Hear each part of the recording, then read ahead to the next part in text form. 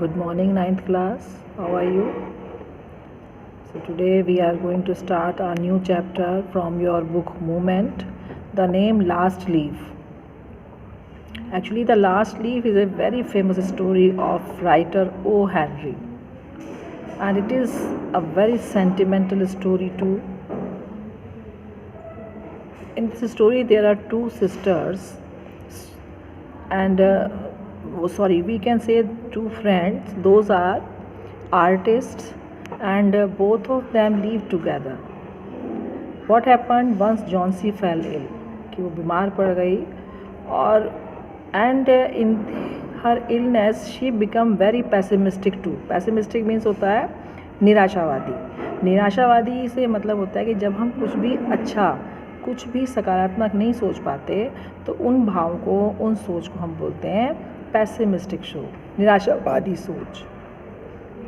The scene described in this story is, the writer says it is autumn, the wind is blowing hard and it is raining heavily. यानी जिस दिन का scene है, कौन सा मौसम चल रहा है? ऑटम, जब सर्दियाँ बहुत अधिक हो जाती हैं, पतझड़ होने लगता है. That season is called autumn season. तो हवा बहुत तेज़ चलने लगती है और बारिश भी होती है उस मौसम में.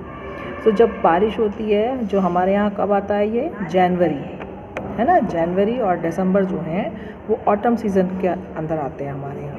तो जनवरी में आप देखते होंगे हवाएं तेज़ चलने लगती हैं, बारिश भी होती है और उस बारिश और ठंड के कारण जो पुरानी पत्तियाँ होती हैं, ठंड की वजह से पेड़ों को भी जैसे ठंड लगती है तो उनमें जो नई पत्तियाँ हैं वो आनी बंद हो जाती हैं और जो पुरानी पत्तियाँ हैं वो सब झड़ जाती हैं, क्योंकि पुरानी पत्तियाँ टूट के गिरेंगी तभी तो नई पत्तियाँ आएंगी ना. तो इसलिए पुरानी पत्तियाँ सारी जो हैं, लीव्स, वो ट्री शेड कर देता है, उनको गिरा देता है. और फिर फरवरी में जब स्प्रिंग सीज़न आता है तो फिर से जब हल्की हल्की धूप तेज़ होने लगती है, यानी बहुत अधिक सर्दी जो है वो जाने लगती है, तब उस सीज़न में, स्प्रिंग सीज़न जिसको हम बोलते हैं, फिर से क्या होता है कि पेड़ों पर नई पत्तियाँ, फूल आने शुरू हो जाते हैं. तो इस तरह से हम अभी इस स्टोरी में जो सीज़न डिस्क्राइब किया गया है वो ऑटम सीज़न कहा गया है. तो all the leaves on an Ivory creeper has fallen. जैसे कि बताया कि ऑटम सीज़न की पहचान क्या होती है, कि ऑटम सीज़न को हम हिंदी में पतझड़ का मौसम बोलते हैं, यानी सारे पत्ते झड़ जाते हैं पेड़ के. अभी आप देख रहे होंगे पत्तियाँ पीली होनी शुरू हो गई हैं और फिर धीरे धीरे वो सारी पत्तियाँ गिरने लगती हैं, अधिकतर पत्तियाँ, और फिर वहाँ से छोटी छोटी नई पत्तियाँ फरवरी में आनी शुरू हो जाती हैं.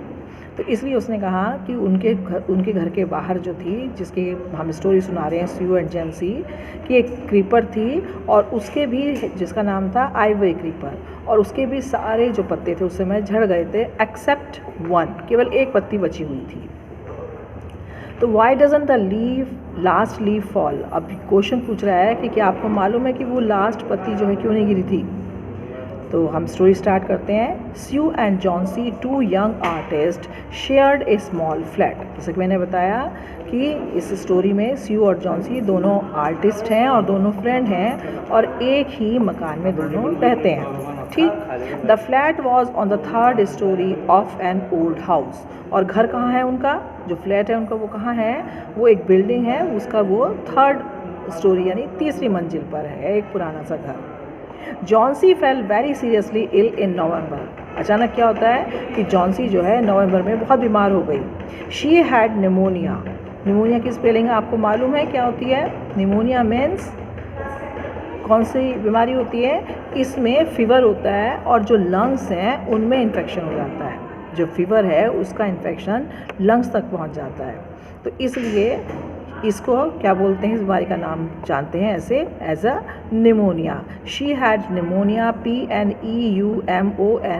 लेकिन निमोनिया की स्पेलिंग एन से नहीं लिखते हैं, P से शुरू होती है. P is silent here. She would lie in her bed without moving. वो अपने बिस्तर पर सारा दिन पड़ी रहती है बिना हिले डुले. जब बहुत ज़्यादा फीवर होता है तो ना उठने का मन करता है, ना बैठने का, ना कुछ खाने का, है ना. तो ऐसे ही वो भी बिना हिले डुले सारा दिन अपनी बेड पर पड़ी रहती है. Just gazing out of the window. और कहाँ घूरती रहती है? खिड़की से बाहर की तरफ. Sue, her friend, became very worried. अब वो जो उसकी फ्रेंड थी स्यू, वो जॉन्सी के लिए यानी अपनी फ्रेंड के लिए बहुत चिंतित थी कि ना तो ये उठती है ना ठीक हो रही है। यानी उठने से मतलब क्या है कि एक तरह से कि निराशा उसके अंदर छा गई थी कि मैं कभी ठीक नहीं होंगी, ये सोचने लगी थी। और इसीलिए वो जैसे हमारे भाव होते हैं उसी का असर हमारे शरीर पर भी दिखाई देता है। तो क्योंकि वो ये सोच रही थी कि मैं ठीक नहीं होंगी, तो वैसे ही उसकी जो शरीर है उसी तरह से रिएक्ट कर रहा था। शी सेंट फॉर डॉक्टर, उसने फिर से डॉक्टर को बुलाया। Although he came every day, हालांकि डॉक्टर रोज़ आ रहा था, there was no change in Johnsy condition, Johnsy की स्थिति में लेकिन कोई सुधार नहीं हो रहा था। One day the doctor took Sue aside and asked her, is anything worrying Johnsy. एक दिन डॉक्टर आया जब उसने उसका रूटीन चेकअप किया, और वो जो है स्यू को एक तरफ ले गया और उससे पूछने लगा, स्यू से बात की उसने, क्या कहा उसने, इज़ एनीथिंग, कि क्या कोई बात है जो जॉन्सी को बहुत ज़्यादा परेशान कर रही है, जिस वजह से इतनी ज़्यादा वो निराश हो गई है। नो रिप्लाइड स्यू, स्यू कहा नहीं ऐसी तो कोई बात नहीं है, but why do you ask, आप ऐसे क्यों पूछ रहे हैं। द डॉक्टर ने बताया, the doctor said Johnsy it seems had made up her mind that she is not going to get well, कि ऐसा लग रहा है जॉन्सी को देख के कि उसने अपने माइंड सेट कर लिया है कि वो शायद ठीक नहीं होगी, वो ठीक नहीं होगी कभी भी। If she doesn't want to live, यदि वही ठीक जिंदा नहीं रहना चाहती, वही ठीक नहीं होना चाहती, तो medicines will not help her, medicine भी उसके ऊपर असर नहीं करेगी, क्योंकि जैसी हमारी सोच होगी वैसा ही हमारे साथ प्रकृति भी व्यवहार करेगी। अब क्योंकि वो खुद जो है मान लिया था उसने कि मैं ठीक नहीं होंगी, तो इसी तरह से उसके ऊपर जो मेडिसिन थी उनका भी कोई असर नहीं पड़ रहा था। Sue tried her best to make Johnsy take an interest in things around her, हालांकि स्यू बहुत रोज़ाना प्रयास करती थी, कोशिश करती थी कि किसी तरह से जॉन्सी का जो है वो इंटरेस्ट हर चीज़ में क्रिएट कर सके, जो भी चीज़ें उसके आसपास हैं उनमें वो इंटरेस्ट ले। देखिए हमारी नॉर्मल लाइफ तभी होती है ना जब हमारे आसपास जो चीज़ें हम उनमें इंटरेस्ट लेते हैं।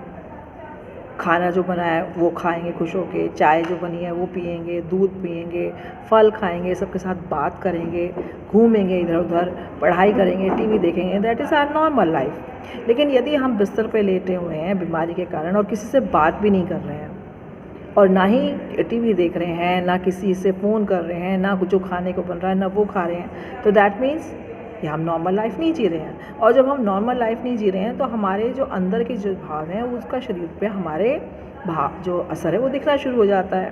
तो इसलिए उसने कहा कि उसने बहुत कोशिश करी कि किस तरह जॉन्सी को जो है हर जो आसपास उसकी चीज़ें हैं उनमें उसका इंटरेस्ट क्रिएट कर सके। She talked about clothes and fashion, वो उसके साथ रोज़ कपड़ों की फैशंस की बात करती थी, बट जॉन्सी डिडंट रिस्पॉन्ड, लेकिन जॉन्सी किसी भी तरह रिस्पॉन्ड नहीं करती थी, किसी भी तरह का उसमें कोई इंटरेस्ट हुआ उसे दिखाई नहीं देता था।